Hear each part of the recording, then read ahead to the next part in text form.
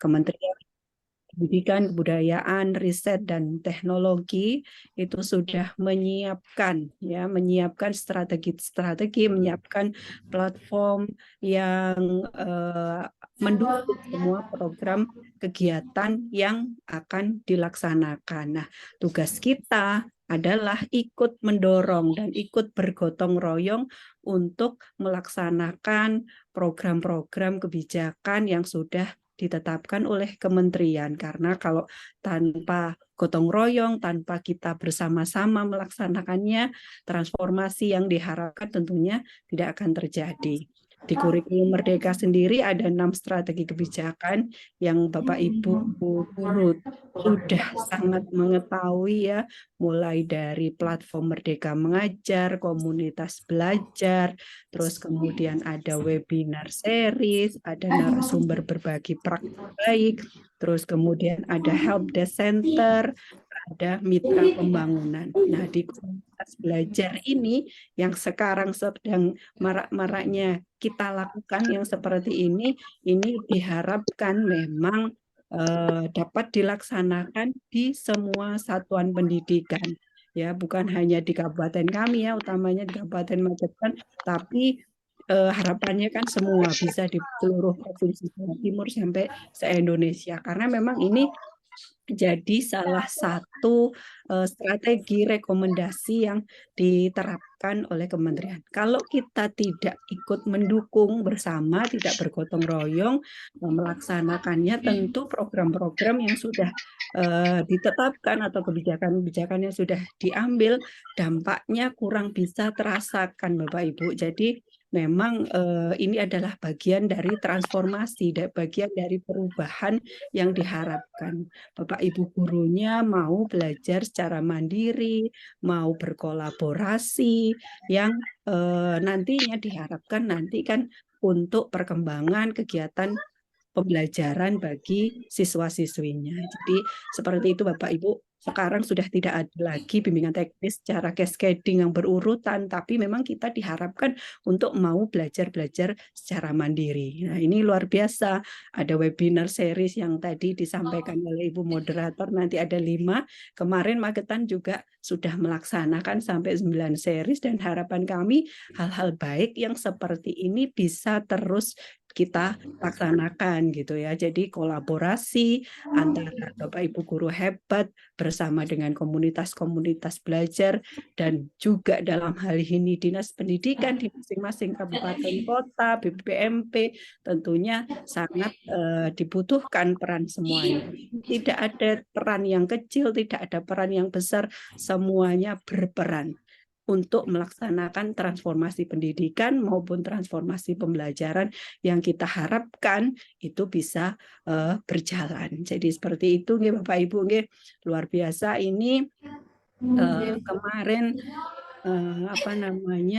kita sudah bisa berjalan baik ya dengan melaksanakan kegiatan-kegiatan. Jadi hal-hal baik ini jangan berhenti, jadi terus dikembangkan di satuan pendidikan masing-masing. Yang paling penting itu nanti itu adalah di satuan pendidikannya bagaimana, berubah atau tidak, berjalan atau tidak.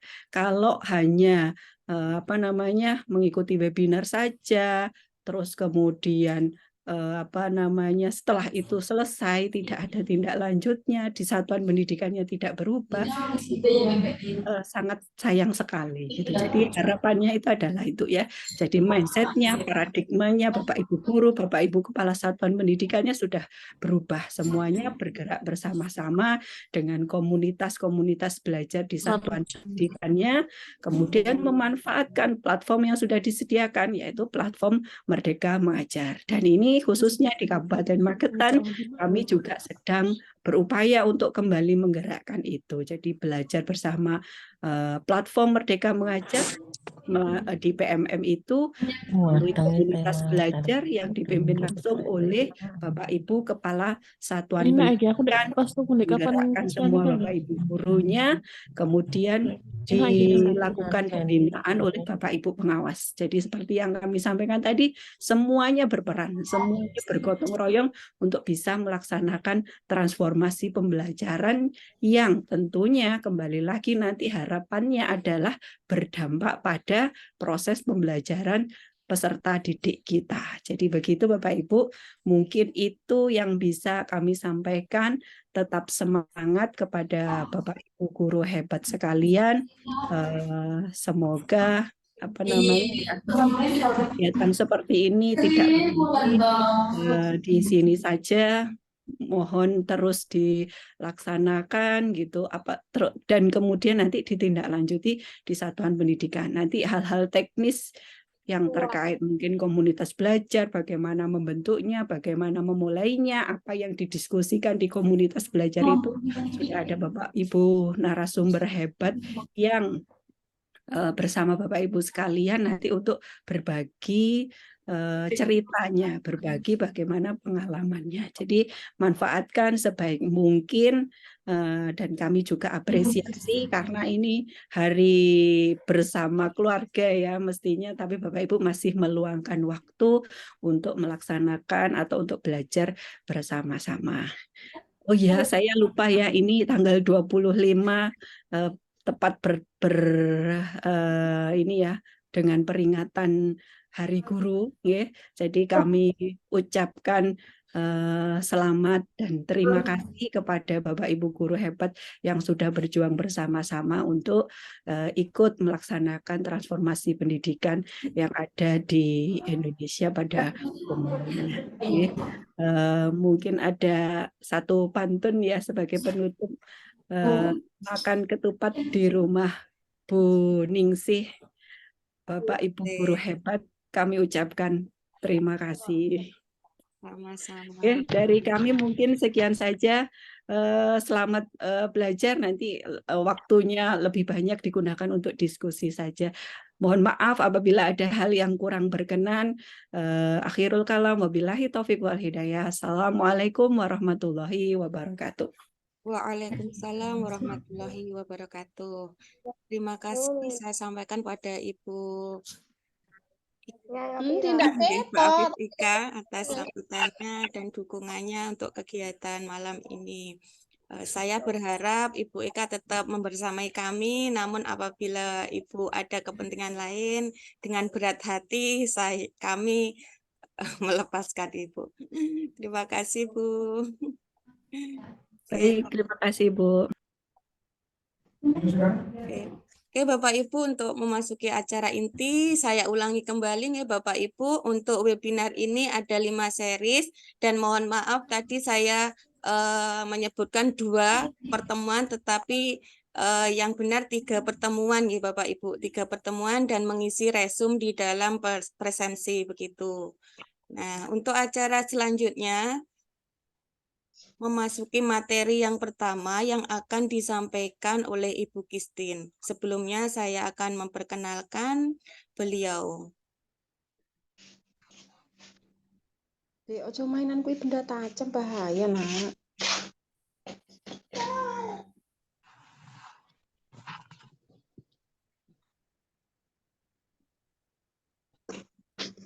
Lah permainan. Yo, ojo piye. Taruh.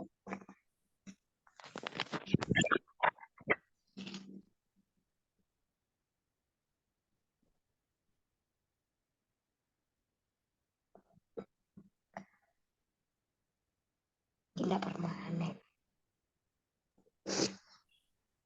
Bu Lili masih mute, Bu. Mohon maaf. Baik, Bapak Ibu, saya perkenalkan untuk narasumber kita yang pertama dari penggerak komunitas SMP Negeri 1 Kota Anyar, ya.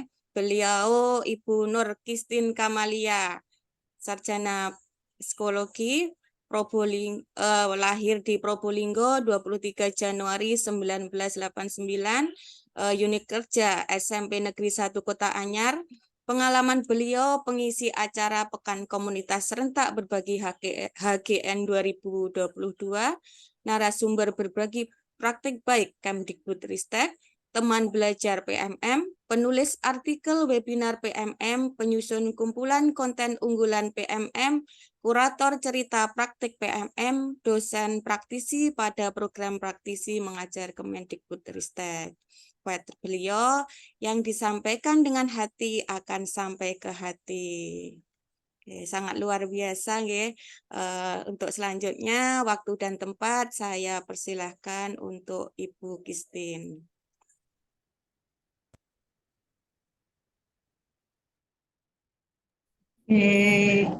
Izin memulai Bapak Ibu di seluruh Indonesia. Bismillahirrahmanirrahim. Assalamualaikum warahmatullahi wabarakatuh.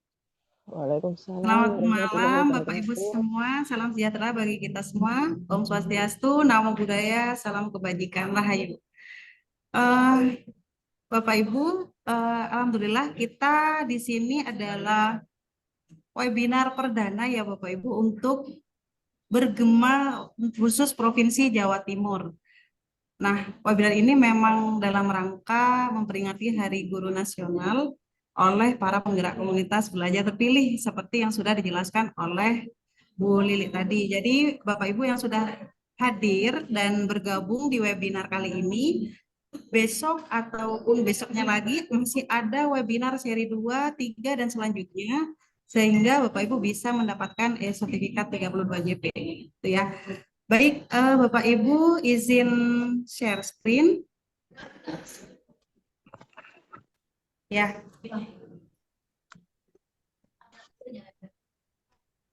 Nah, Bapak Ibu, untuk webinar kali ini kami memang mengampanyekan pemanfaatan platform Merdeka Mengajar sebagai platform prioritas dari Kemendikbudristek. Nah, kali ini saya akan mencoba mengenalkan salah satu fitur di platform Merdeka Mengajar, ini namanya fitur ide praktik. Nah, Bapak Ibu, apakah sudah pernah mengakses, membaca-baca gitu ya? Ataupun adakah yang di sini sudah menjadi kreator cerita praktik atau penulis cerita praktek? Boleh di-share, kita bagi di kolom chat apakah sudah pernah berkunjung ataupun menulis atau baca-baca aja. Silakan tulis dulu di kolom chat. Sudah pernah baca-baca ya Bu Haryani dari Pasuruan. Oke, kita tunggu yang lain. Oke, sudah ya Bu dari Bu Sri. Oke, ada yang pernah baca gitu ya. Tentu Bapak Ibu sudah pada tahu nih ide praktik itu di bagian navigasi yang mana sih di platform Merdeka Mengajar gitu. Oke, sangat inspiratif ya. Oke. Nah, baik saya akan kenalkan lebih lanjut tentang ide praktik ini. Nah, Bapak Ibu, ini yang kita temui ya, tantangan yang dihadapi oleh guru Indonesia. Nah, beberapa cara yang kita lakukan untuk mencari inspirasi, salah satunya dengan mencari gitu ya. Kita memakai search engine yang ada, misalnya YouTube, Google, dan sebagainya. Namun, seringkali konten yang kita temukan itu tidak relevan gitu ya. Nah, kemudian yang kedua, ini mungkin berlaku juga untuk para guru yang tipe belajarnya nggak suka membaca panjang gitu ya. Misalnya, ngapain sih baca jurnal gitu kan, ataupun baca artikel-artikel panjang gitu. Nah, konten yang terlalu panjang itu biasanya satu gitu membosankan gitu ya. Kemudian belum sempat menyelesaikan bacaannya, biasanya kita udahan dulu deh gitu. Nah, itu tantangan atau situasi yang dihadapi sehingga PMM itu kemudian meluncurkan fitur baru di di platformnya, yaitu fitur ide praktik gitu. Nah, fitur ide praktik ini sebenarnya sudah diluncurkan pertama kali di bulan, kalau tidak salah Maret ya, itu cerita praktik saya yang pertama rilis.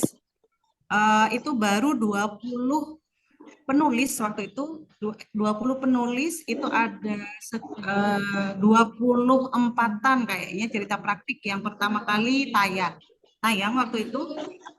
Namun sekarang Bapak Ibu sudah bisa menemukan banyak sekali inspirasi atau cerita praktik yang ada di platform Merdeka Mengajar gitu. Nah, apa sih kelebihan dari cerita praktik ini? Nah, kelebihannya yang pertama, saya kenalkan dulu, ide praktik ada di navigasi sebagian ini ya Bapak Ibu. Kalau Bapak Ibu sekarang platform Merdekanya udah tampilan wajah baru. Kalau dulunya sih di bagian bawah ya. Di bagian bawah sini, nah sekarang mulai masuk ke navigasi utama, yaitu di bagian inspirasi. Di situ ada ide praktik. Nah, apa sih kelebihannya? Yang pertama itu cepat dan ringkas gitu ya, karena kita di sini sebagai penulis cerita praktik ada template khusus dan itu terbatas gitu ya karakternya. Jadi memang khusus disediakan oleh PMM ini untuk membaca cepat gitu. Atau ceritanya itu yang ringkas-ringkas gitu ya. Itu yang disediakan oleh PMM. Kemudian yang kedua, banyak sekali Bapak Ibu bisa menemukan cerita praktik dengan topik yang beragam di sini.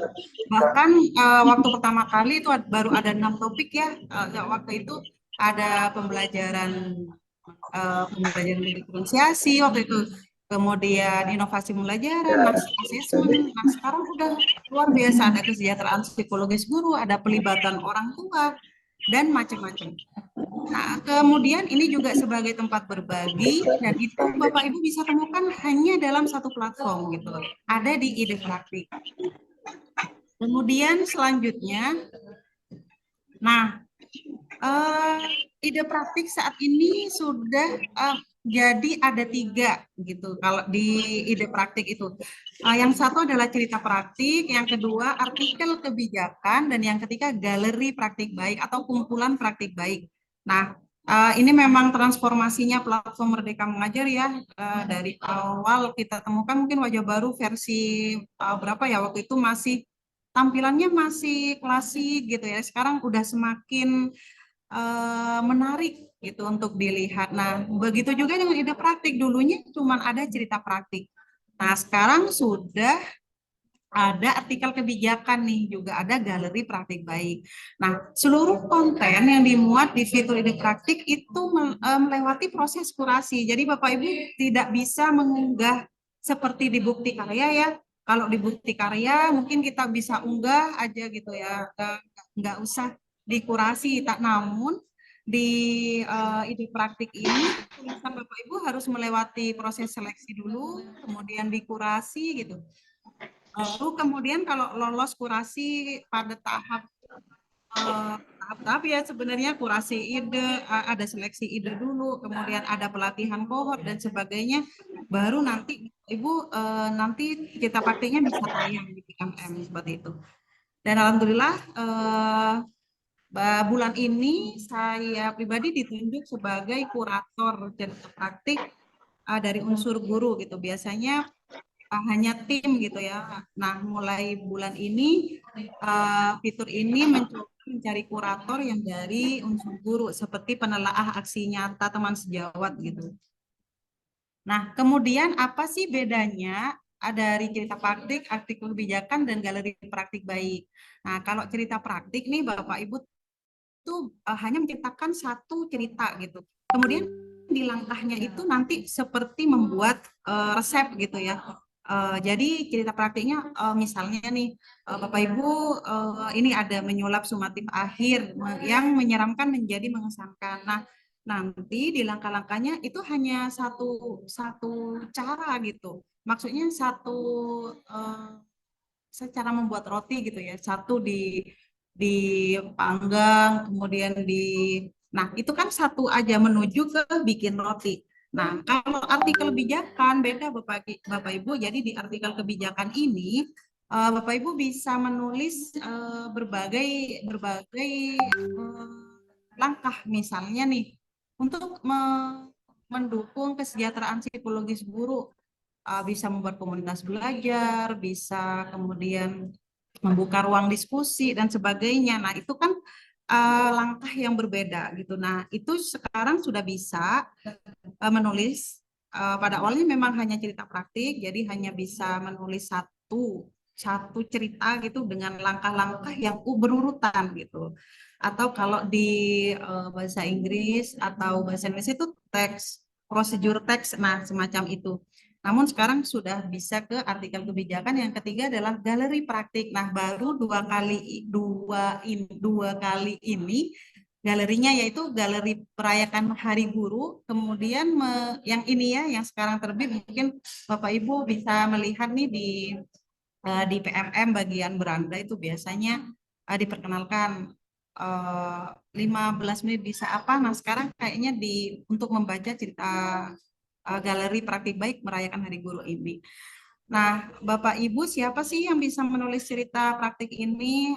Ada guru, ada pengawas sekolah, ada kepala sekolah. Nah, bagaimana kriteria penulisnya gitu ya? Yang pertama tentu dia memahami tentang esensi dari kurikulum Merdeka gitu. Kemudian didasarkan pada pengalaman sendiri. Nah, ini sering ditanya, gimana kalau pengalamannya guru lain? Boleh diajak berkolaborasi aja, guru yang pengalaman guru tersebut kita ajak gitu ya, boleh. Kemudian kita misalnya yang menceritakan gitu, boleh juga. Tapi syaratnya biasanya di bagian penulis itu ada keterangan bahwa itu adalah hasil kolaborasi seperti itu. Oke. Kemudian yang apa sih manfaatnya jadi penulis cerita praktik? Yang pertama, tentu menjadi inovator ya, tulisan kita dibaca oleh jutaan guru di seluruh Indonesia sehingga bisa menginspirasi mereka gitu. Kemudian bisa menciptakan dampak, tentu saja inspirasi dari kita akan memberikan dampak gitu bagi seluruh pengguna PMM. Nah, kemudian ini yang menarik nih dari cerita praktik. Nah, Bapak Ibu yang lolos kohort gitu ya dan terpilih gitu, nah nanti akan mengikuti program alumni. Nah, yaitu kita akan direkrut menjadi teman belajar PMM. Di situ kita akan sering dicolek-colek PMM, kita bisa menjadi narasumber di pelatihan mandiri PMM gitu. Kemudian bisa menjadi penulis artikel webinar dan macam-macam seperti peran saya saat ini gitu. Tentu itu awal mulanya adalah karena saya menulis cerita praktik gitu. Nah, bagaimana caranya? Yang pertama tentu ada judul gitu ya. Nah, judul ini harus menggambarkan cerita praktik kita gitu tentunya. Nah, kemudian ada pertanyaan pemantik. Nah, itu akan diawali dengan pertanyaan. Kalau Ibu bisa lihat di sini ada paragraf pengait gitu. Nah, setelah judul itu pasti, nah di sini ada pengembangan bakat minat guru, solusi tingkatkan efikasi. Kemudian ada paragraf pengaitnya. Apakah di sekolah Bapak Ibu hanya berkaitan dengan pengembangan profesional? Apakah diklat di sekolah Bapak Ibu hanya berkaitan dengan pengembangan profesional? Bagaimana dengan bakat? Apakah bisa dikembangkan? Nah, ini adalah sebagai pemantik gitu, agar pembaca semakin tertarik untuk membaca cerita praktik kita. Kemudian tentu ada latar belakang gitu. Kalau di alur STAR gitu, ini yang dinamakan sebagai situasi dan tantangan gitu. Jadi di situ dibuat subjudul ya, misalnya latar belakangnya ada 3, silakan ditulis subjudul apa. Misalnya nih, pelatihan berfokus pada pengembangan profesional. Nanti Bapak Ibu akan bercerita seperti apa, namun singkat saja gitu. Tadi ide praktik itu atau cerita praktik itu hanya dibaca 3 menit biasanya. Nah, kemudian ada aksi. Aksi ini terdiri dari beberapa langkah gitu. Jadi Bapak Ibu dapat menuliskan subjudul terlebih dahulu gitu, dipetakan, pastikan dalam satu ide, satu langkah itu hanya ada satu ide atau kalimat utama gitu. Jadi, tapi jangan sampai hanya satu kalimat utama ya, tentu harus didukung dengan kalimat-kalimat pendukung seperti itu. Contoh, langkah 1, jajaki bakat dan minat guru. Nanti akan dijelaskan singkat bagaimana sih caranya menjajaki. Dan langkah 2, sediakan waktu khusus. Nanti akan ini juga diceritakan singkat juga gitu. Nah, kemudian yang terakhir ada refleksi hasil dan dampak. Refleksi hasil dan dampak. Jadi ada di situ ada gimana sih caranya berefleksi, kemudian dampaknya seperti apa gitu akan diceritakan. Dan itu ada subjudulnya masing-masing juga gitu. Jadi tidak hanya narasi tapi dibuat dalam bentuk poin-poin atau subjudul seperti itu. Nah, Bapak Ibu gimana prosesnya? Nah, ini adalah tanggal-tanggal yang kemarin kayaknya di kohort terakhir ya. Nah, jadi Bapak Ibu kalau kohornya dibuka boleh ikutan aja atau langsung mendaftar. Kalau kita membaca ide praktik gitu, biasanya di bagian paling bawah ada tautan untuk kita mendaftar gitu. Nanti boleh Bapak Ibu nyoba daftar gitu. Selain di kohort juga bisa daftar gitu. Jadi harus dikurasi dulu biasanya. Ini tanggal-tanggal yang kemarin ya, abaikan aja tanggalnya. Namun secara umum prosesnya seperti ini. Jadi ada pengumpulan, kemudian ada proses kurasi dulu, kemudian baru finalisasi gitu. Kemudian yang dikurasi apanya sih gitu. Yang dikurasi itu yang pertama ada kurasi fase 1, itu bagian kelengkapan dan keterbacaan gitu ya. Apa saja yang dikurasi di fase 1 itu bagian-bagian yang sistematika gitu ya, kalau kita menulis praktik baik itu. Jadi keterbacaannya gimana sih, apakah ada typo atau apakah melebihi karakter, kemudian bagaimana EYD-nya dan sebagainya, itu masuk di fase 1. Kemudian yang fase 2 itu mulai ke substansi gitu. Apakah di setiap misalnya nih dari judul itu dengan alur startnya apakah nyambung gitu, itu ada di fase 2. Jadi di fase 2 itu sudah mulai dikurasi substansi tulisannya. Apakah misalnya nih apakah sudah berfokus pada kebutuhan murid, apakah bisa diterapkan gitu ya, aplikatif, atau itu tadi alur startnya itu apakah udah matching semuanya gitu dengan judulnya seperti itu. Nah, kemudian ini ada tips Bapak Ibu untuk memulai menulis cerita praktik itu ada. Nah, ini judulnya itu ada jumlah karakter Bapak Ibu, di sini ada batasnya 65 untuk judul gitu. Nah, ini ditulis judul. Nah, kemudian ada subjudul gitu. Bapak Ibu nanti di setiap subjudulnya itu memang ada batasan gitu. Nah, ini Bapak Ibu perlu perhatikan seperti itu. Kemudian, nah ini ada gunakan huruf kapital gitu ya, setiap huruf kapitalnya di awal kata gitu, di awal kata. Jangan semuanya ditulis huruf kapital juga salah ya itu. Misalnya judul kita mengidentifikasi perundungan. Kemudian kita tulis tuh dia di kapital semua, itu juga akan salah kita ya, di fase 1 udah jelas langsung salah. Nah, kemudian atau semuanya kecil itu juga keliru gitu ya. Jadi setiap awal kata itulah yang dikapitalisasi seperti itu. Kemudian yang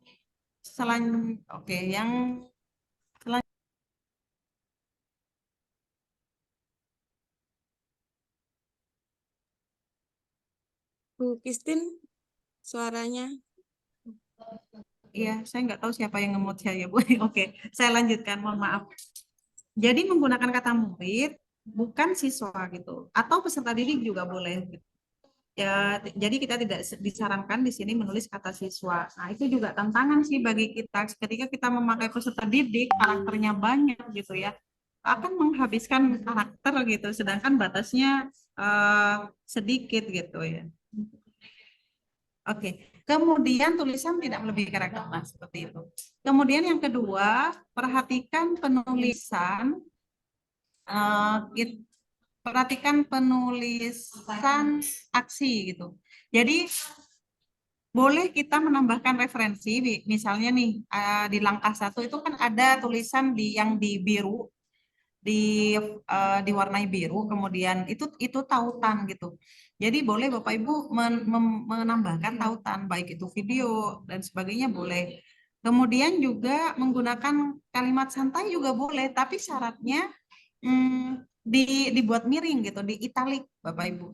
Jadi kalau kita lihat di langkah 1 itu kita lihat ada apa sih gitu. Boleh banget kita pakai seperti itu, tapi syaratnya itu bahasa-bahasa yang informal seperti itu kita miringkan aja. Gitu. Kemudian gunakan cetak. Oke, itu udah. Nah, titik gitu, peletakan tanda titik itu juga kita perhitungkan ya. Spasi itu setelah titik gitu, bukan sebelum titik, seperti itu. Nah, untuk selanjutnya, bentar. Gunakan cetak tebal juga bisa untuk memberikan penekanan gitu. Jadi di sini ini cerita praktik saya kebetulan. Nah, desain pengembangan, nah itu judul kan. Nah, judul itu kemudian kita cetak tebal gitu untuk memberikan penekanan, itu juga sangat boleh Bapak Ibu.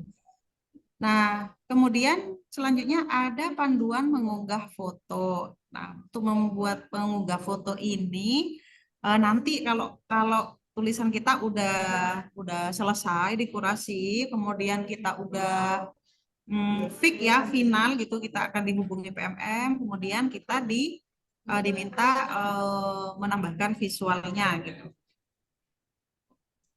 Kemudian oke, sampai di sini Bu Lili, apakah waktu saya masih ada?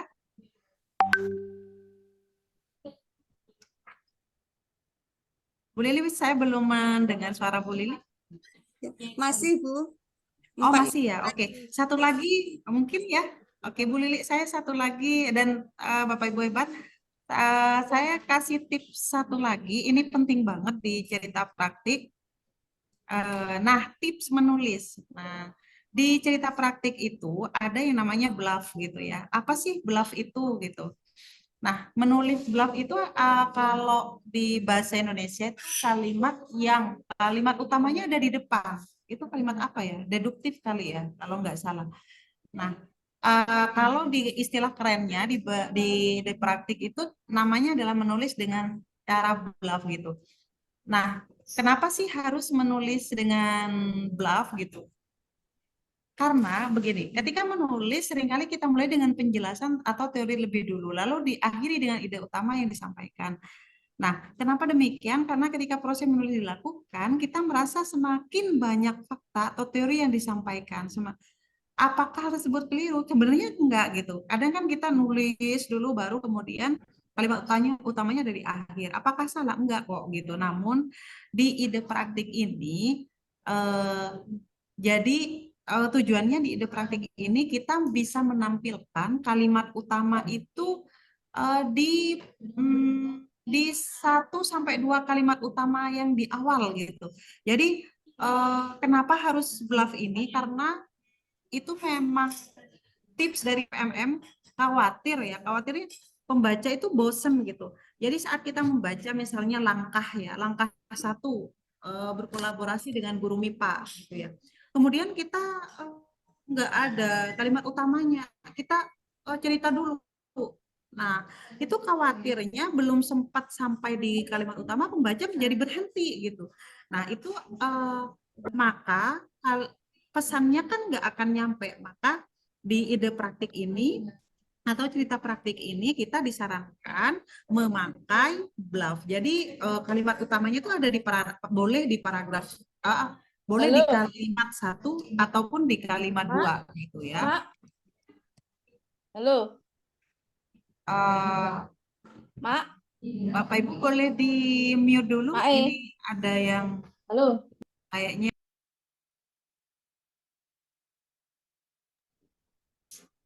oke. Kemudian inilah yang disebut sebagai bluff gitu, bottom line upfront. Nah, seperti itu. Contoh nih, prinsip bluff. Eh, kita mau nulis tentang kurangnya keterlibatan orang tua.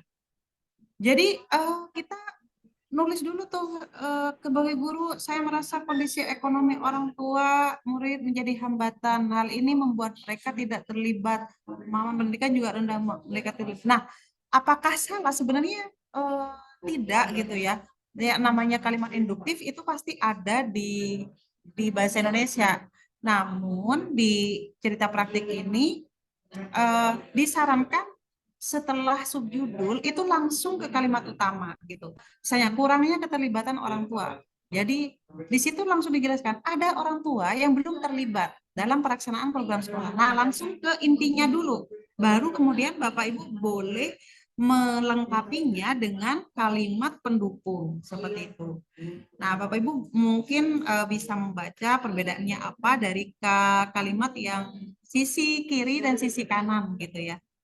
Tentu dalam menulis cerita praktis tulis dulu kalimat utamanya, kemudian baru pendukung seperti itu.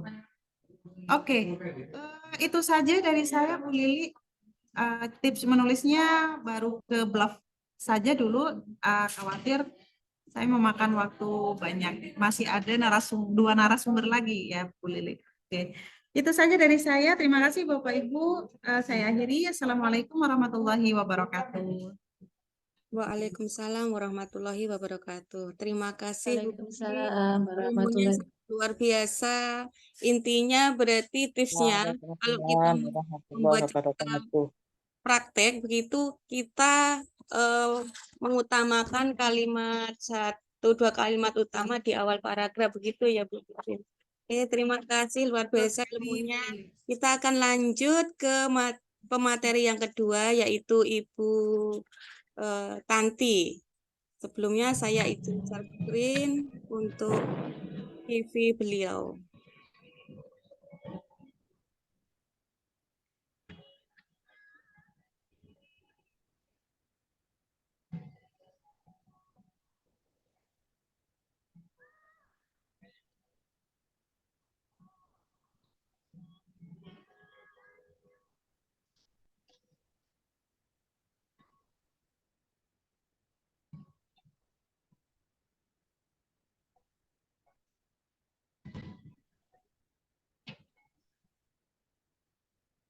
Oke, Bapak Ibu.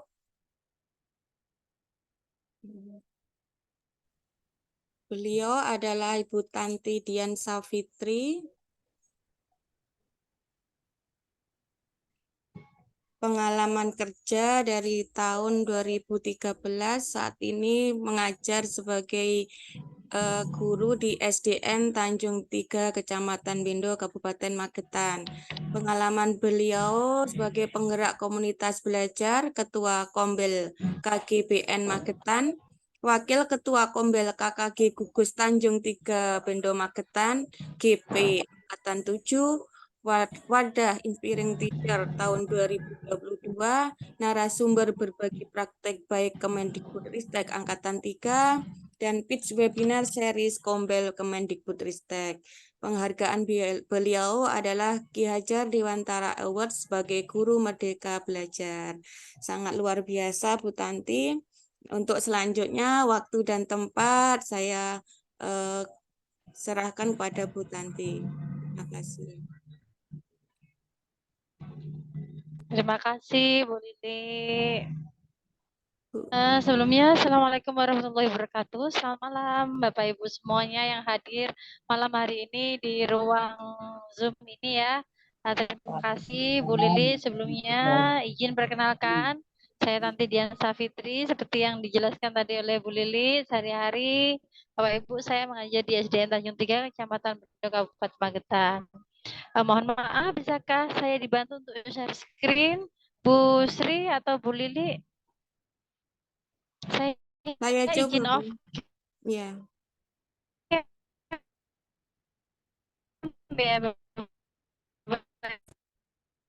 Ibu ya, matikan agar tidak agar sinyal Ya Bu, silakan. Oke, ini mulai nih. Oke, Bapak Ibu, selamat malam gitu ya.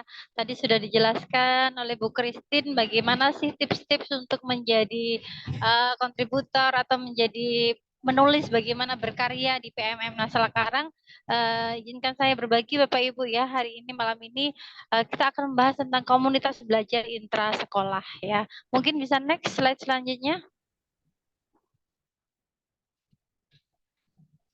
Mungkin Bapak Ibu ada yang masih bertanya-tanya ya, apa sih komunitas belajar intra sekolah itu gitu ya? Bedanya apa dengan komunitas-komunitas yang lain gitu ya? Bapak Ibu eh, perlu kita ketahui bersama gitu ya, bahwa komunitas itu ada 3 ya. Jadi yang di PMM yang mungkin biasanya kita sudah tahu yang sering banget menyelenggarakan webinar kayak gitu ya.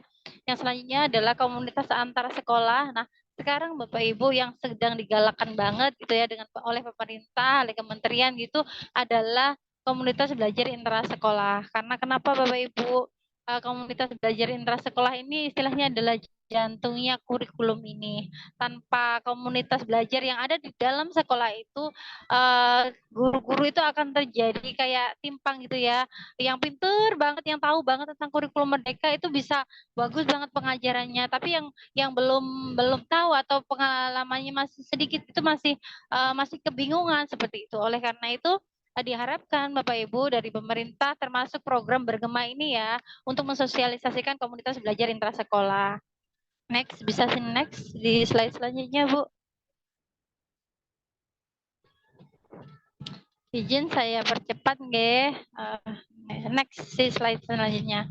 Nah, ini Bapak Ibu komunitas belajar intra sekolah itu Bapak Ibu ya apa sih sebetulnya gitu ya, bedanya apa, gunanya apa. Jadi komunitas belajar intra yang di dalam sekolah adalah kelompok pendidik dan tenaga kependidikan Bapak Ibu yang punya tujuan bersama, yaitu belajar bersama, berkolaborasi secara berkelanjutan, terus punya tujuan yang jelas. Tujuannya itu adalah tentu saja meningkatkan kualitas pembelajaran ya. Nah, ketika kualitas pembelajaran nanti sudah naik, dampaknya kemana sih yang diharapkan? Tentu saja ke murid ya.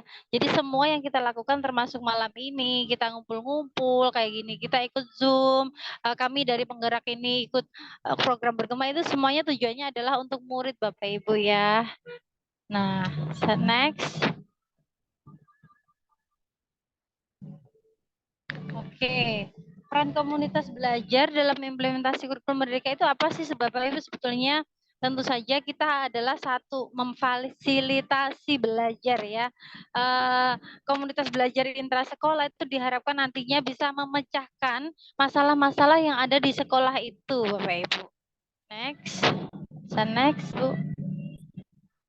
Nah, seperti yang sudah dijelaskan tadi ya di awal banget oleh Bu Ika tadi, bahwa sumber belajar yang disediakan oleh pemerintah itu banyak banget. Salah satunya sekarang itu Bapak Ibu kita nggak usah kemana-mana lagi nyari webinar, nggak usah kesana kemari. Di PMM itu semuanya ada jadi satu. Kita mau membangun karir protean kita di PMM bisa. Kita mau belajar kurikulum Merdeka dari ahli-ahlinya itu juga ada gitu ya. Jadi semuanya arahnya ke sana. Narasumbernya disediain semuanya. Menu-menu fiturnya terus selalu diperbaiki gitu. Bisa next.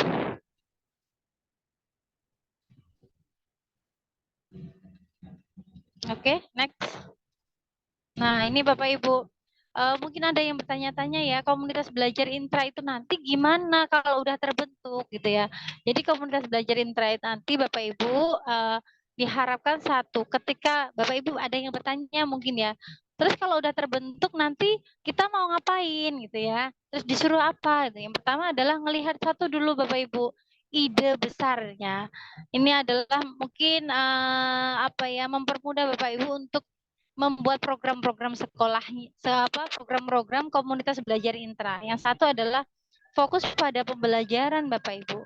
Nah, sebetulnya apa sih harapan kita terhadap murid kita? Kita itu pengennya murid kita kayak gimana, bagaimana? Terus kita itu tahu murid kita itu sudah belajar hal tersebut atau belum, kayak gitu. Nah, nanti pemantiknya adalah murid Bapak Ibu ya. Jadi pemantiknya bukan masalah-masalah guru, tapi masalah-masalah yang ada pada murid itu. Itu satu. Ide besar yang pertama. Yang kedua, Bapak Ibu, Sandi next. Nah, dengan komunitas belajar intra itu artinya adalah kita sedang membudayakan kolaborasi dan tanggung jawab kolektif. Seperti yang kita lakukan malam ini. Bu Lili, Bu Christine, Bu Sri sama saya gitu berkolaborasi ya. Anggaplah kolaborasi itu terjadi di satu sekolah. Artinya kita sedang membudayakan kolaborasi dan tanggung jawab kolektif, dan tentu saja kalau apapun itu berkolaborasi akan mempermudah jalan kita untuk menyelesaikan masalah gitu ya. Next. Nah, ini Bapak Ibu, yang membedakan di sini adalah komunitas belajar intra itu langkahnya jelas ya. Jadi nanti Bapak Ibu bisa mengawali dari refleksi awal dulu. Ya, refleksi awal.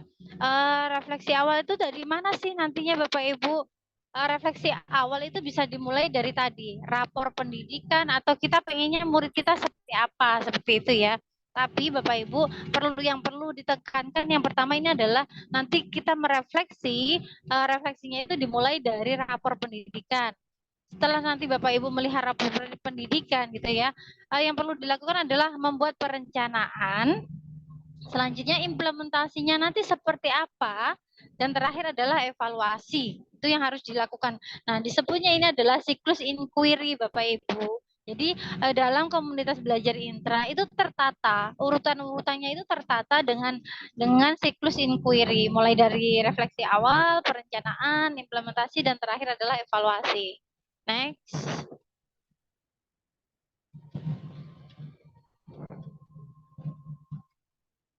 Oke. Nah, ini cara membangun komunitas belajar itu seperti apa sih Bapak Ibu? Yang pertama adalah ketika kepala sekolah tentunya harus mengetahui ya, bahwa saat ini tuh ternyata di sekolah-sekolah itu harus dibuat komunitas. Nah, setelah itu yang perlu dilakukan adalah kepala sekolah membantu untuk membentuk tim kecil Bapak Ibu ya.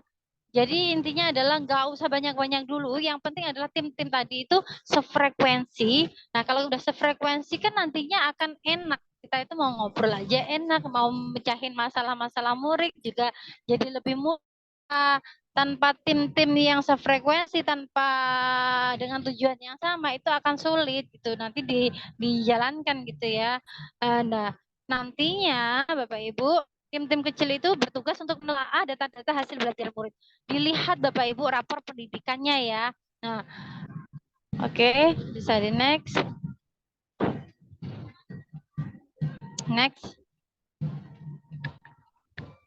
Oke. Nah, ini ya Bapak Ibu ya. Tadi sudah saya jelaskan bahwa kepala sekolah itu yang pertama harus membentuk tim kecil dan memberikan penguatan. Nah, kuncinya di sini artinya apa? Kepala sekolah juga harus mampu memberikan paradigma baru. Ketika kita berkumpul, bagaimana ya untuk kemajuan sekolah kita, bagaimana baiknya. Nah, itu adalah penting sekali kemampuan leadership gitu ya istilahnya dimiliki oleh kepala sekolah untuk membentuk komunitas belajar intra sekolah begitu. Nah, dari sana nanti bersama-sama menganalisa rapor pendidikan seperti itu ya, Bapak Ibu.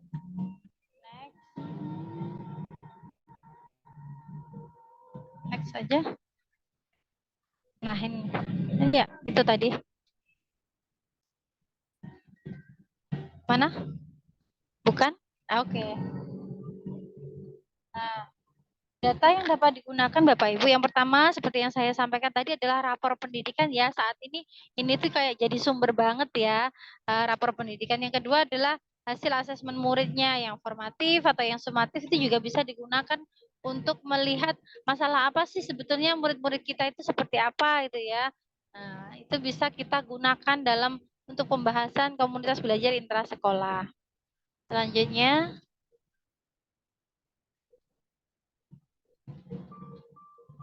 aja Bu. Ini diharapkan Bapak Ibu nanti di komunitas belajar intra gitu ya, ketika sudah ngumpul-ngumpul gitu ya, guru-gurunya di sekolahan gitu ya, diharapkan setiap anggota itu nantinya bisa menyampaikan pendapatnya dengan terbuka. Jadi nggak ada yang takut, Ya, nanti kalau dia kalau pendapatku diterima, kalau enggak gimana gitu ya. Nah, artinya apa? Kita sebagai tim gitu ya, tim dalam komunitas belajar Intra itu harus memberikan kesempatan kepada semuanya itu sama gitu ya. Kita menghargai pendapat orang lain, menghargai pendapat guru-guru di komunitas itu, tidak tersinggung ketika nanti mendapat masukan. Dan tentunya komunitas belajar Intra sekolah itu harus tahu ya, kita harus saling tahu ya Bapak Ibu bagaimana sih menyampaikan pendapat dengan baik gitu. Nah, selanjutnya akhirnya anggota-anggota dalam komunitas itu merasa aman untuk meluarkan pendapatnya dan merasa didengar gitu ya. Diberikan kesempatan yang sama gitu. Lanjut Bu.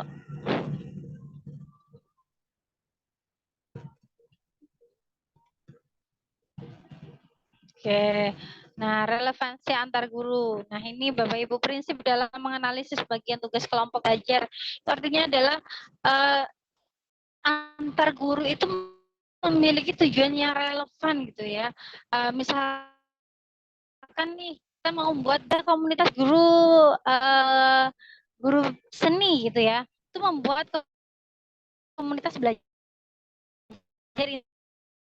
Intra seni itu boleh. Di Mapel IPA gitu, pengen membuat komunitas belajar IPA di SMPA gitu. Boleh juga Bapak Ibu. Jadi satu sekolah itu bisa membuat beberapa komunitas belajar Intra gitu.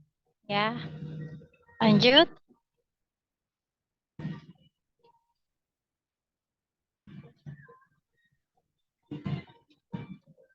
Nah, fleksibel Bapak Ibu, komunitas belajar Intra itu bisa dilakukan fleksibel ya, disesuaikan. Misalkan di sekolahnya itu di jenjang SD hanya ada 6 kelas, ya buat aja satu kombel Intra. Kalau misalkan di sekolahnya itu ada paralel gitu ya, kelas satunya ada 3 kelas, itu bisa membuat komunitas belajar Intra fase A seperti itu. Jadi fleksibel sesuai dengan kondisi satuan pendidikan Bapak Ibu masing-masing. Selanjutnya, Bu.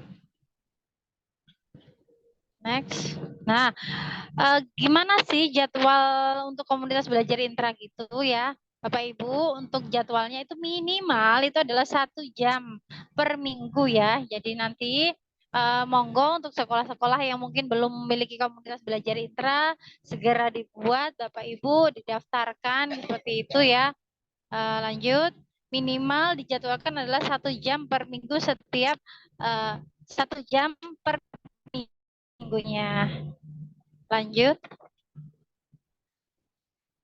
Nah, ini salah satu contoh komunitas belajar saya ya.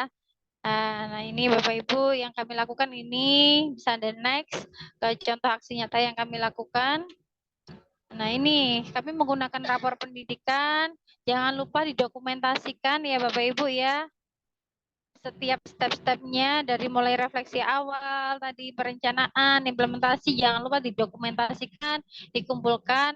Nah, untuk wilayah Jawa Timur, bisa mungkin langsung ke slide 54 aja Bu. Ke pendaftaran.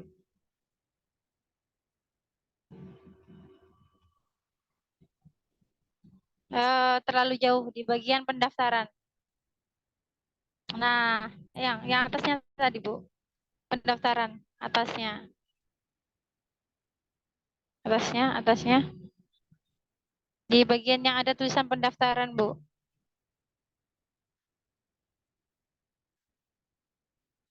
Yang ada tulisan pendaftaran. Nah, iya benar Nah, ini. ini. Nah, oke, untuk wilayah Jawa Timur, Bapak Ibu silakan Bapak Ibu melakukan pendaftaran komunitas belajar intranya ya melalui BWPMP. Jangan lupa didokumentasikan, nanti Bapak Ibu kasih nama gitu ya. Nah, setelah itu nanti bisa dicek di Superman gitu ya, apakah komunitasnya sudah terdaftar atau belum. Itu satu. Nah, yang kedua, jalur yang satunya lagi nih Bapak Ibu, berhubungan juga dengan PMM tadi ya, bisa mendaftarkan salah satu gurunya membuat komunitas di PMM. Syaratnya adalah menyelesaikan satu aksi nyata Bapak Ibu. Tidak perlu sampai mendapatkan sertifikat, yang penting sudah menyelesaikan satu aksi nyata, nanti sudah bisa membuat komunitas belajar intra yang ada di PMM. Nah, gini Bapak Ibu, ini seperti yang nggak apa-apa Ibu langsung. Nah, itu nanti di BPMP Jawa Timur diharapkan sekolah-sekolah sudah daftarkan ya Bapak Ibu, seperti itu alurnya, seperti yang di-share dan yang tampak di layar itu pendaftarannya. Jangan lupa upload fotonya juga.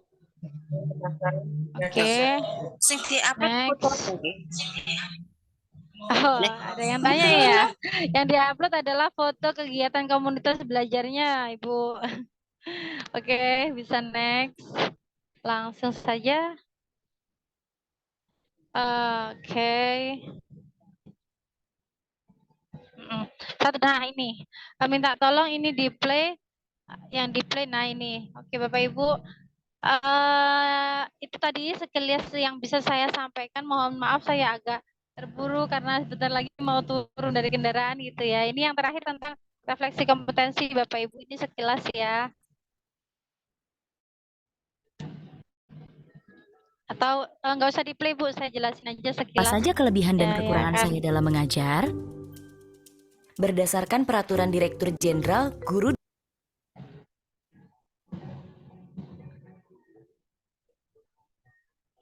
Silakan Bu Tanti. Oke, Bapak Ibu.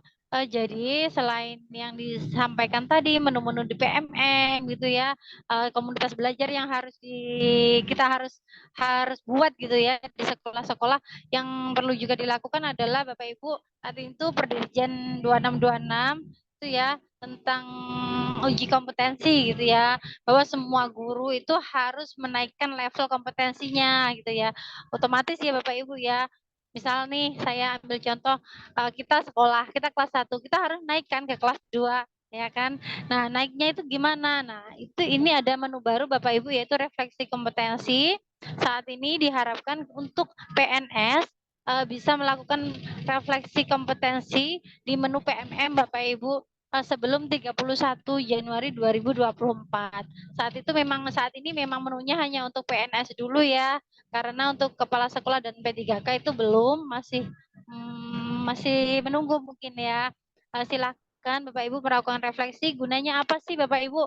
Tentu saja ketika kita itu melakukan refleksi, kita tahu kekurangan kita, pedagogi kita gimana, profesionalitas kita gimana. Nantinya ketika kita mengikuti uji kompetensi, kekurangan-kekurangan kita itu nanti bisa mendapatkan rekomendasi belajar yang ada di PMM. Akhirnya ketika guru-guru menghadapi uji kompetensi itu bisa lolos gitu ya. Jadi silakan dimanfaatkan kesempatan ini dengan sebaik mungkin sebelum 31 Januari 2024. Mari gunakan refleksi kompetensi yang ada di PMM-nya. Silakan dibuka bersama-sama Bapak Ibu. Dan setelah itu, setelah mengetahui hasilnya, silakan belajar secara mandiri agar kompetensi Bapak Ibu semuanya bisa meningkat. Itu mungkin yang bisa saya sampaikan, Bu Lili. Mohon maaf Bapak Ibu semuanya, karena saya ini kurang mendukung ya. Mungkin itu yang bisa saya sampaikan. Mohon maaf kalau ada kekurangan. Cukup sekian dari saya, Bu Lili. Assalamualaikum warahmatullahi wabarakatuh. Waalaikumsalam warahmatullahi wabarakatuh. Waalaikumsalam warahmatullahi Makasih Bu wabarakatuh. Tanti atas ilmunya yang sangat luar biasa. Jadi Bapak Ibu diharapkan untuk membentuk kombel intra di setiap sekolahnya masing-masing kan, dan didaftarkan di Suparman, begitu nggih Bu Tanti. Ya, yang pertama di Superman BBPMP Jawa Timur untuk wilayah Jawa Timur. Kalau selanjutnya adalah di platform PMM. Merdeka Mengajar, Oke. ya, dengan syarat menyelesaikan satu aksi nyata gitu. Terima kasih Bu Tanti. Untuk materi selanjutnya akan disampaikan oleh Ibu Sri Asih. Sebelumnya saya akan memperkenalkan beliau.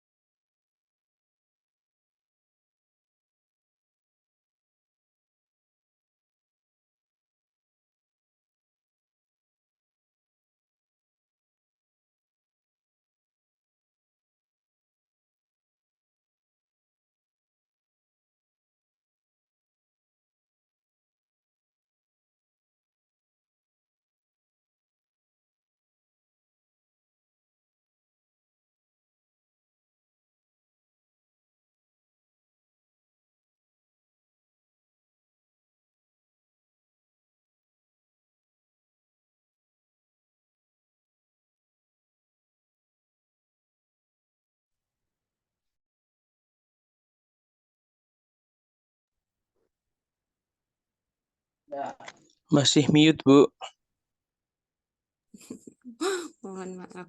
Ya, Bapak Ibu, mohon maaf. Ya, beliau Bu Sri Asih lahir di Blitar 30 Agustus 1971, unit kerja UPT SMP Negeri 2 Garum. Guru pengalaman beliau sebagai guru inti Bahasa Inggris Dikpora Kabupaten Blitar, penggerak komunitas MGMP Bahasa Inggris Center Tengah Kabupaten Blitar, dan Spanish Community. Kepada beliau belajar berbagi, berkolaborasi, berkah bahagia bersama. Kang Deru. Untuk CV beliau demikian, waktu dan tempat saya berikan kepada Bu Asih.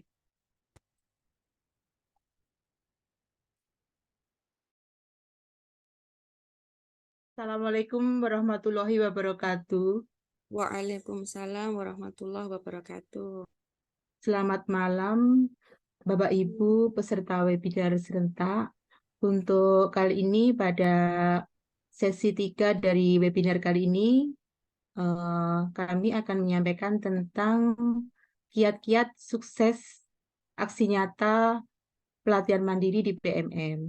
Nah, sebelum kita mulai, mohon Bapak Ibu tuliskan maksimal 3 kata kesan atau perasaan Bapak Ibu tentang aksi nyata PMM. Mulai sekarang Bapak Ibu.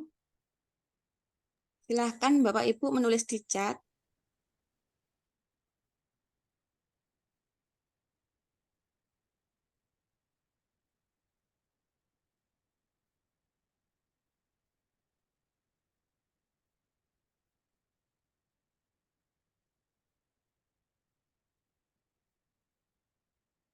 Masih ragu untuk Ibu Dwi Nur Aini.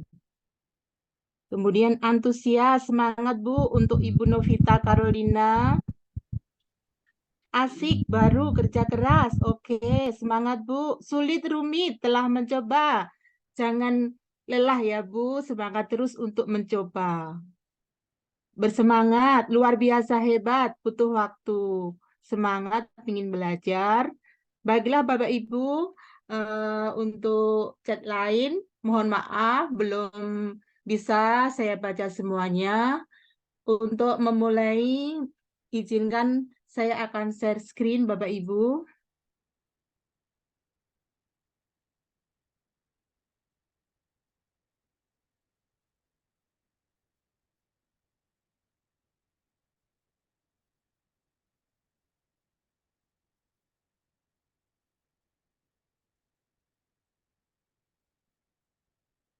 Sudah terlihat Bapak Ibu? Sudah Bu, jelas. Sudah, Bu.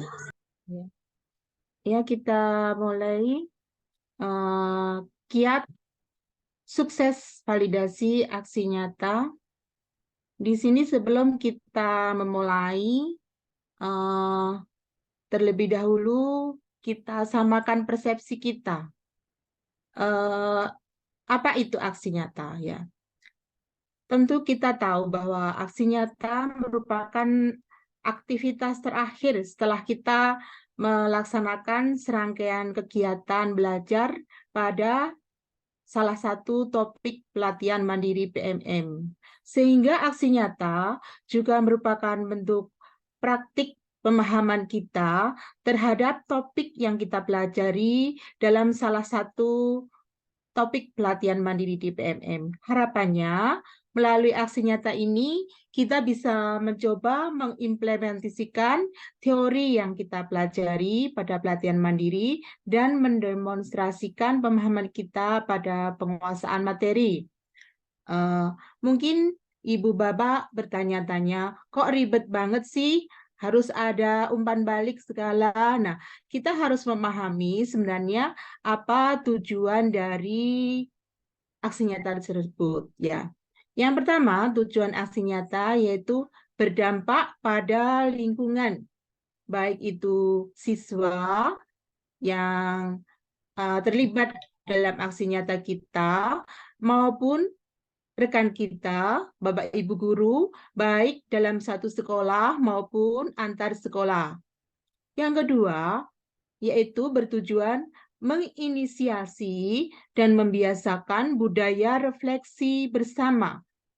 Kalau Bapak Ibu sudah melaksanakan aksi nyata, tentu saja Ibu Bapak merupakan inisiator dari budaya refleksi bersama. Nah, itu sehingga dalam aksi nyata diperlukan umpan balik ya. Kita lanjutkan. Kita mulai untuk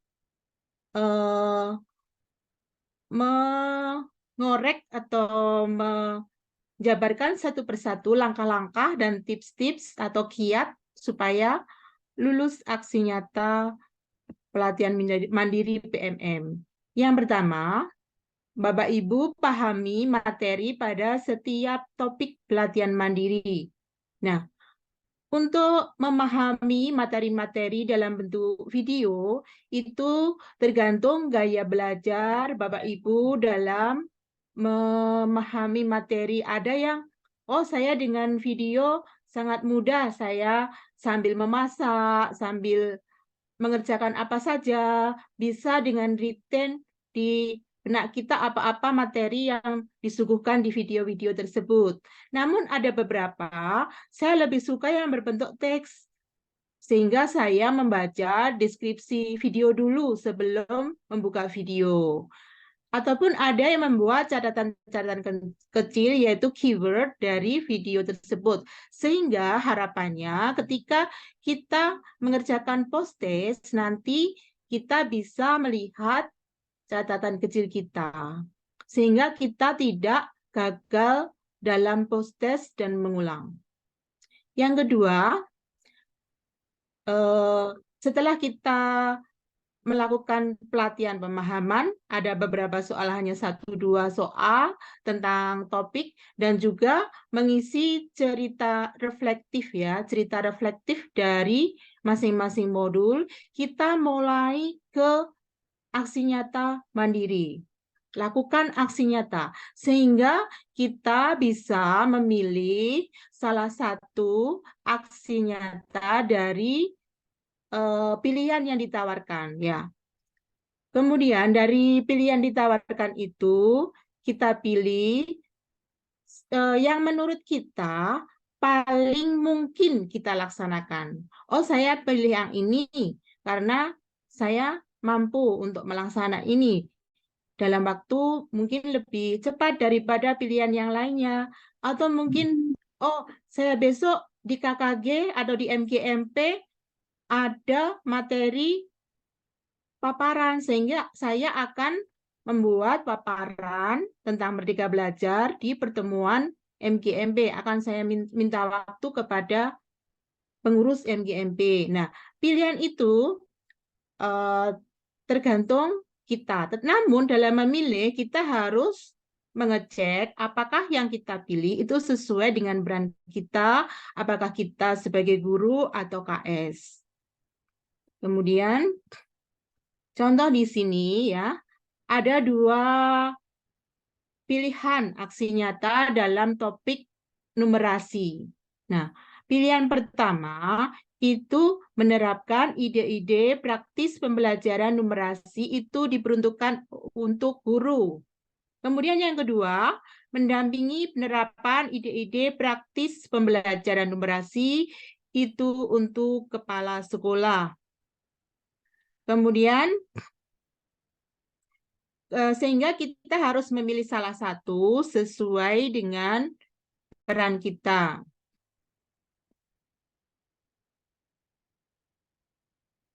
Kemudian setelah memilih,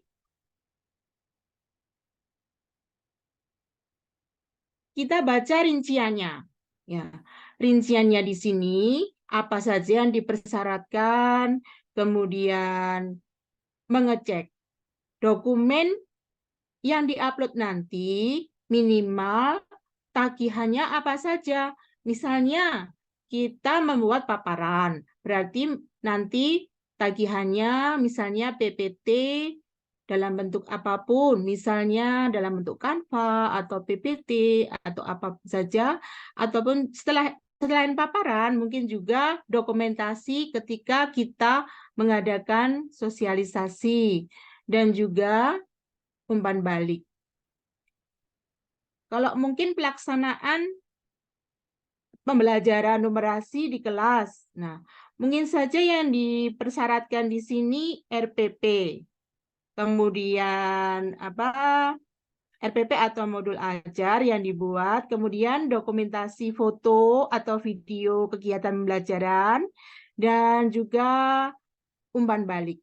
Ya. Sehingga kita harus dengan teliti mengecek.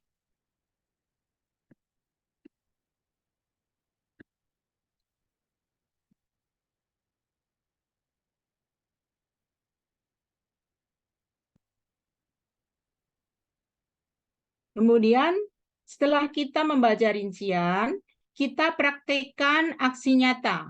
Dalam mempraktikkan aksi nyata, jangan lupa kita dokumentasikan. Dokumentasi bisa berbentuk foto, ya. Foto itu lebih amannya itu terdiri 3 atau 4 foto. Jangan hanya 1 foto. Dan itu mungkin saja foto selfie. Jangan ya, Bu, ya. Ini foto-foto yang kita ambil ketika kita mempraktikkan aksi nyata. Sehingga kalau Bapak Ibu berada di kelas, itu rajin memfoto ya, Bu. Sehingga seperti banyak hal yang ada di aksi nyata itu sebenarnya sudah kita lakukan dalam pembelajaran di kelas. Yang keenam yaitu minta umpan balik. Umpan balik ini sesuai dari aksi nyata yang kita pilih tadi. Apakah kita melibatkan siswa sehingga kita meminta umpan balik dari siswa? Kalau kita melibatkan rekan sejawat, baik dalam satu sekolah atau antar sekolah, kita akan meminta umpan balik dari rekan sejawat. Nanti kita bahas khusus tentang umpan balik ini ya, Bu, Bapak Ibu. Kemudian setelah selesai, jadikan dalam satu laporan. Ya. Dalam laporan tersebut, ada hal-hal yang harus diperhatikan. Yang pertama, jangan lupa mencantumkan identitas diri Bapak Ibu dan topik pelatihan yang kita buat aksi nyatanya. Kemudian jelaskan poin-poin aksi nyata secara lengkap. Jadi Bu, sekali lagi bukan merangkum modul, ya Bapak Ibu. Kemudian format laporan dalam bentuk PDF yang maksimal 100 MB ya. Itu kalau terlalu besar nanti bisa dikompres sehingga kita bisa menguploadnya. Kalau tidak ada tanda merah ketika mengupload berarti kita sukses. Atau juga laporan kita dalam bentuk video yang sudah diunggah di YouTube, kita unggah linknya yang ada di YouTube itu, ataupun video langsung kita upload bisa. Kita misalnya, saya butuh banyak ini, sehingga kita bisa menggunakan video. Yang mana yang menurut panjenengan lebih mudah. Ya. Setelah itu, kita mengunggah dokumen laporan tersebut. Kemudian waktu mengunggah, pastikan sinyal sedang bersahabat ya Bapak Ibu. Kadang ini belum sukses mengunggah dokumen laporannya. Kemudian setelah kita mengunggah laporan, kita diminta menulis deskripsi dan tindak lanjut sesuai dengan pertanyaan pemantik yang sudah disediakan. Biasanya terdiri dari 2 bagian. Yang pertama yaitu deskripsi tentang proses aksi nyata yang telah kita lakukan. Siapa yang aktor yang terlibat di situ, misalnya pertanyaan pemantiknya seperti itu. Deskripsi kita bisa dalam bentuk poin-poin ataupun dalam bentuk esai. Yang penting semua pertanyaan pemantik yang ada sudah tercakup dalam 2 menit lagi, nggih. Mohon maaf. 2 menit lagi. 2, Bu. 2 menit lagi, nggih. Setelah itu kita kumpulkan aksi nyata tersebut. Nah, Bapak Ibu setelah kita kumpulkan berhasil, kita bagikan. Di sini sudah ada contoh aksi nyata saya kita bagikan di grup WA atau bisa salin dari link ini dan kita bagikan. Nah, setelah kita bagikan, maka teman-teman kita akan memberi komentar terhadap aksi nyata yang telah kita lakukan. Nah, dan sekarang tentang umpan balik.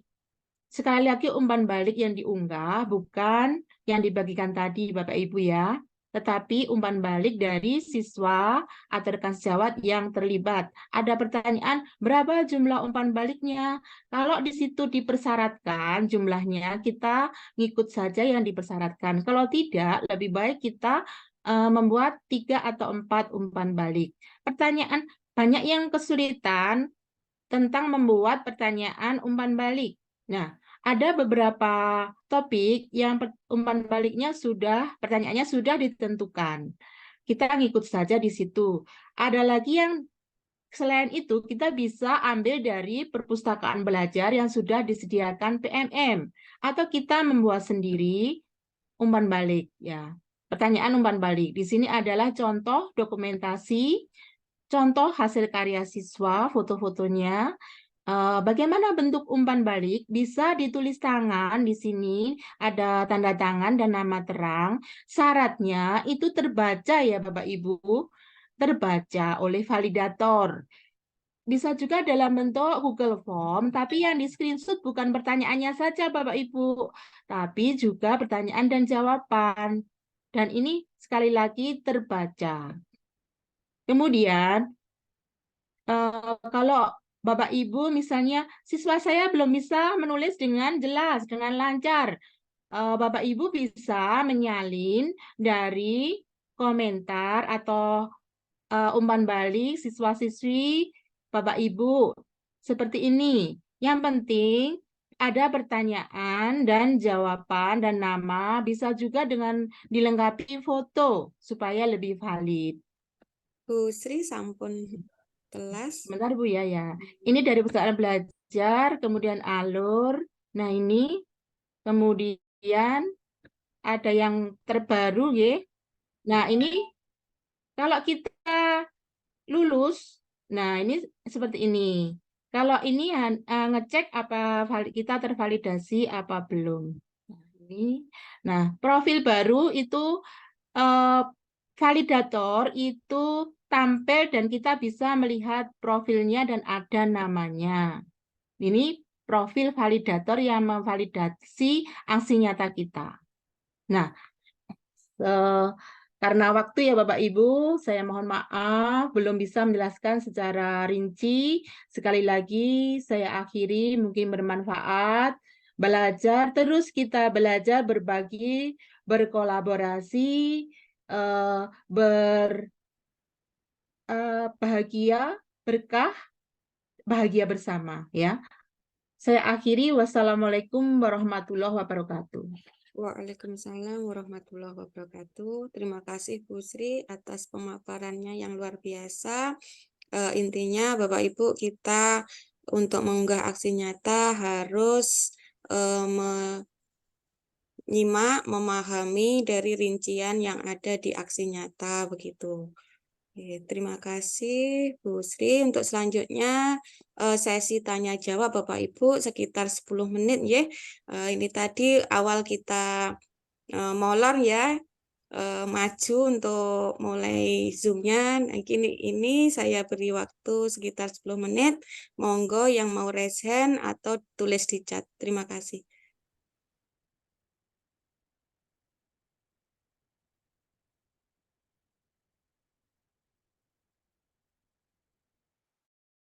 Monggo Bapak Ibu.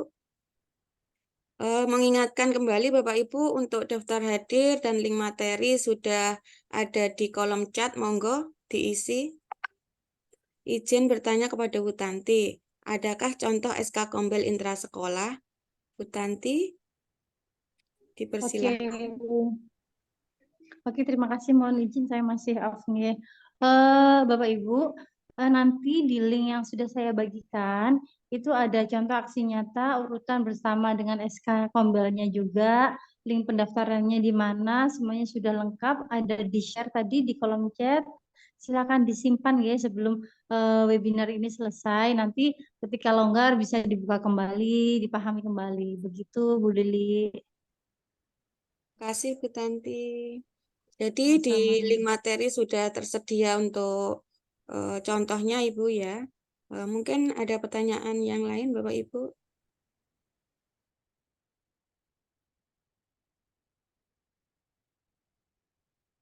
Izin Ibu saya. Saya kemarin validasi muncul seperti itu Bu. Itu refleksi yang di PDF apa yang di deskripsi yang saya perbaiki. Mungkin ke Bu Sri Asih ini dari Ibu Elok Lumajang. Bagaimana Bu pertanyaannya? Mohon diulang. Saya kemarin validasi muncul seperti itu, Bu. Seperti itu bagaimana, Bu Elok? Itu refleksinya di PDF, apa yang di deskripsi yang saya perbaiki. Bu Elok bisa mungkin Mungkin langsung. diungkapkan Oke. Bu yang seperti itu pinggang pripun yang bagaimana? Itu ada di chat, Bu, gambarnya.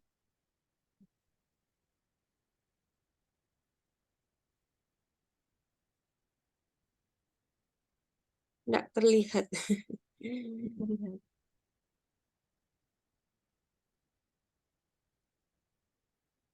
Ya sebentar masih loading. Ya. Oh, refleksinya itu, Bu. Itu. Perlu diperbaiki. Aksi nyata Anda ditemukan serupa dengan guru lain, terutama pada bagian cerita dan refleksinya. Nah, Bapak Ibu, itu yang PDF-nya itu mungkin tidak masalah. Tetapi ketika panjenengan membuat deskripsi, Bapak Ibu, itu harus beda ya. Membuat deskripsi itu sendiri-sendiri. Kita bisa berkolaborasi dengan teman waktu membuat dokumen aksi nyata. Namun untuk deskripsi kita mengisinya sendiri-sendiri berdasarkan apa yang kita alami. Sehingga di sini maksud dari temuan di sini yaitu deskripsinya yang seperti yang ada pertanyaan pemantik tadi. Itu yang bisa saya sampaikan, Bu. Oke, terima kasih, Bu Sri Asih. Gimana, Bu Elok?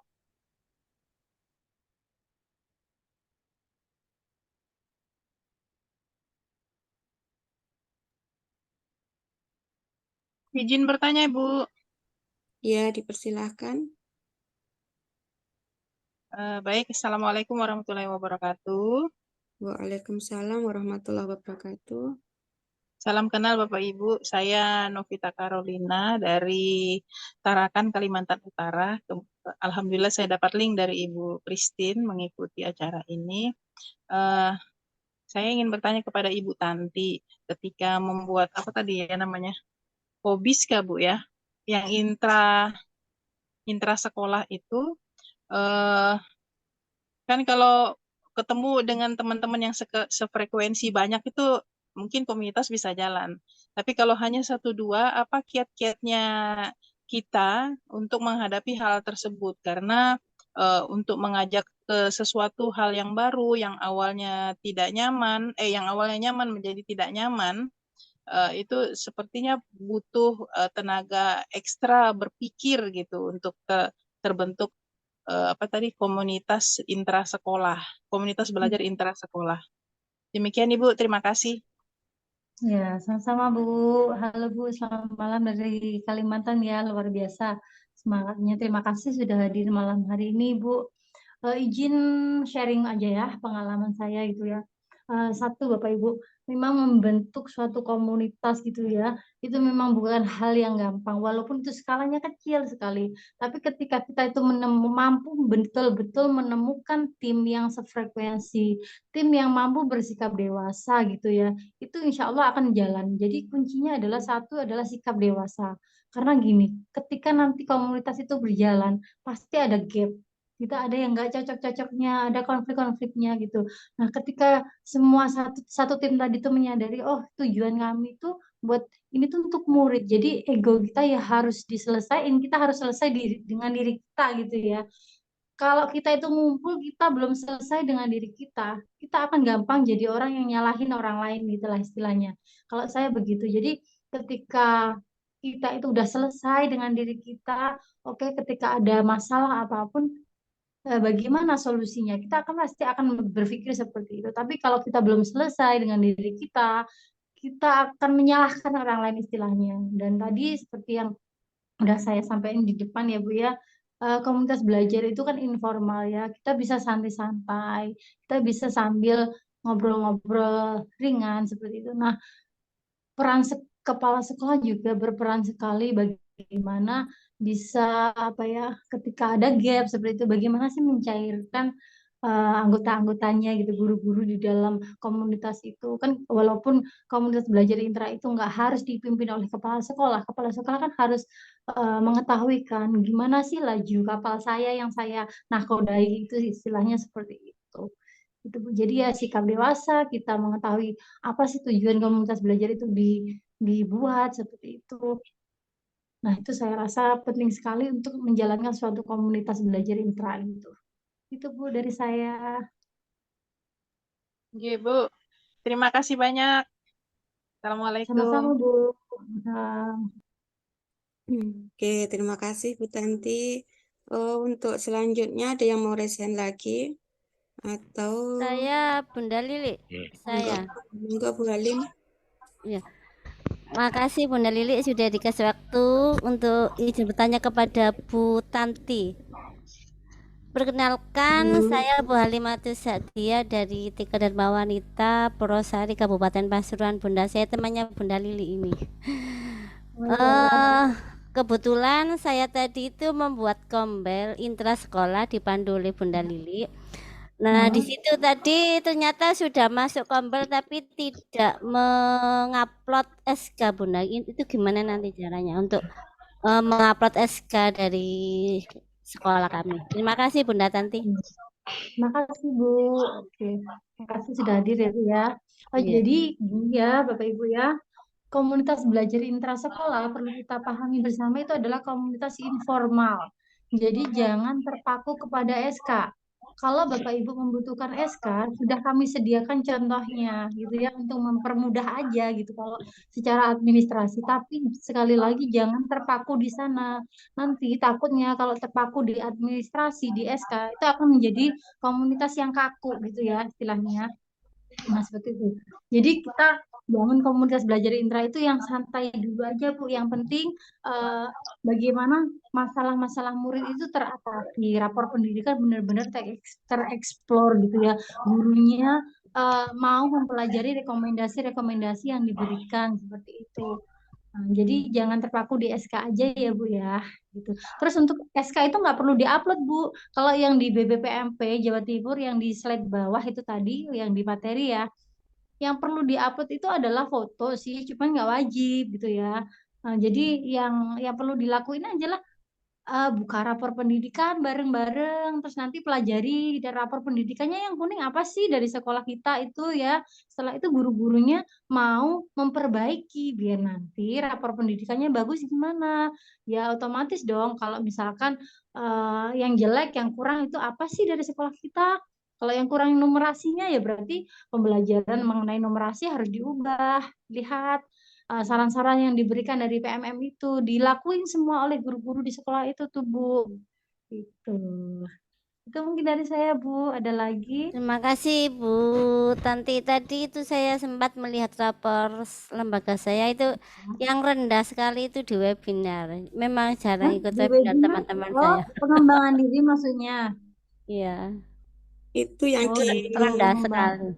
Di Superman itu loh. Superman. Iya, itu kan ada di Superman. webinar ya, bukan kalau TK kan rapor pendidikannya belum terintegrasi dengan PMM, soalnya kita kan belum ada ANBK begitu Bu Tanti untuk TK. Oh, enggak. Maksudnya rapor pendidikan emang TK nggak ada, Bu? Ada kan? Ada Bu, cuma kita hanya mendownload PBD, Ya, kemudian kita isi. belum, Bu? Iya, kita isi sendiri kekurang kelebihannya. Kalau bisa di dilihat. SD SMP itu kan sudah ada pembenahi apa seperti itu toh. Kalau di TK belum ada Bu. Tapi di dalamnya situ juga ada diarahkan kita, di rapat pendidikan kita diarahkan ke PMM begitu ada. Namun di PMM sendiri rekomendasi belajar itu belum ada, soalnya kita itu tadi belum mungkin karena kita belum ANBK begitu untuk TK begitu Bu Tanti. Sebentar Nggih. Bu, mohon izin saya tanya ya. Untuk yang TK ketika membuka PMM, adakah rekomendasi belajar yang di rapor pendidikan? Belum ada. Masih rekomendasi belajar belum ada begitu. Ya ada tulisannya tapi belum ada rekomendasi begitu. Iya, itu mayoritas TK begitu, Bu. Nggih. Kalau langsung dibuka PMM-nya terus ada rekomendasi menu yang di PMM itu bukan dari rapor, ada kan Bu rekomendasi Iya, belajar? itu rekomendasi PAUD itu. Nah, mungkin dari itu. sana juga bisa Bu. Itu kan terintegrasi dengan rapor pendidikan. Jadi misalkan kalau buka rapornya bisa langsung aja buka di platformnya, di PMM-nya, nanti lihat di menu rekomendasi belajar Bu. Sama kan nanti muatannya. Rekomendasi belajar memang belum ada, Bu. Tapi di rekomendasi PAUD itu tertuju ke topik-topik yang PAUD saja. Jadi ketika saya mengarahkan ke teman-teman itu langsung ke topik saja yang diperlukan saat itu. Misalkan yang mulai dari kurikulum merdeka untuk saat ini yang baru mendaftar di tahun ini begitu, Bu. Nanti. Oke. Dan ini saya lanjut. Besok saya coba ekspor ya. Nggih. Saya mau lanjut bertanya mewakili teman-teman Bu Tanti. Itu di Superman itu kan kita mendaftar ya. Nah itu mendaftarnya 1 kali atau kita setiap ada pertemuan kita upload begitu. Karena tanggalnya itu kan Terima kasih. beda ya. Untuk yang mohon maaf untuk yang di BPPMP Superman itu info dari Pak Aan ya Bu ya yang buat aplikasi itu setiap kali kita berkegiatan kita laporkan. Jadi kalau mendaftarnya di PMM kan 1 kali kan kita buat. Kalau di BPPMP itu jadi pelaporan sekaligus pendaftaran. Jadi setiap kali nanti misalkan setiap Sabtu gitu ya agendanya apa gitu bisa kok dilaporkan ya gitu. Jadi kayak webinar nanti terrecord berapa kali kegiatannya, Kombel ini aktif atau enggak kayak gitu. Terima kasih Bu Tanti. Ya, Mungkin waktu sudah hampir. Gimana Bapak Ibu, kita mungkin bisa lanjut ke grup ya untuk yang sudah masuk grup. Mungkin pertanyaan yang lain bisa langsung ke narasumber begitu. Nah, Bapak Ibu, demikian webinar kita kali ini untuk kegiatan webinar kali ini masih seri 1 nggih Bapak Ibu. Jadi untuk hari Senin, Selasa, Rabu, Kamis itu untuk yang selanjutnya agar Bapak Ibu mendapatkan 32 JP. Dan ini banyak yang bertanya Bu Tanti, soalnya kita upload filenya begitu. Jadi Bapak Ibu bisa resume di Word-nya dulu, terus diupload atau dibentuk dalam PDF begitu. Ya, untuk di presensi. Jadi disimpan dulu presensinya Bapak Ibu untuk linknya. Nanti bisa dilanjut begitu. Mungkin dari saya ada kurang lebihnya saya mohon maaf dari kami. Semoga apa yang disampaikan Bapak Ibu narasumber hari ini bisa bermanfaat bagi kita semua. Terima kasih. Wassalamualaikum warahmatullahi wabarakatuh. Saya ingatkan kembali, jangan lupa untuk mengisi link daftar. Apa sesi foto bersama Bapak Ibu? Iya Bu. Iya. Bunda Lili link daftar hadirnya nanti dikirim di grup Bu. Di komunitas belajar bareng Bu. Ya. Ya, sama link sama dari Bu Tanti tadi Bu. Ya. Ini Bu Christine mau bantu untuk SS Bu. Oke, boleh. Ini mau foto bersama atau gimana Bu? Iya, ini foto bersama. Oke. Oke, boleh kita open kamera dulu. Mau pakai gaya gimana Bapak Ibu? Biar seragam. Tangan mengepal aja deh, Bu. Iya, Sekarang kan Oke, nggak jangan boleh mengapal nih ya. macam-macam ya. nggak boleh banyak gaya ya untuk sementara. Iya, oke. Oke, ditahan dulu Bapak Ibu. 1, 2, 3. Oke, slide kedua Bapak Ibu. 1, 2, sebentar. 1, 2, 3. Oke, ketiga. 1, 2, 3. Oke, ini yang open cam Mbak sampai ke slide 3 saja. Mungkin sudah cukup gitu ya Bu Lili untuk foto bersamanya. Oke, terima kasih Bu Christine. Selamat malam Bapak Ibu, selamat Hari Guru. Semoga kita sehat semua, dapat Amin, amin ya rabbal alamin. terus belajar bersama. Tetap sehat dan nggak ngantuk lagi Bu Lili. Iya, amin. Monggo dipersilakan seandainya untuk keluar dari Zoom Bapak Ibu. Terima kasih. Sama-sama. Sama Bu.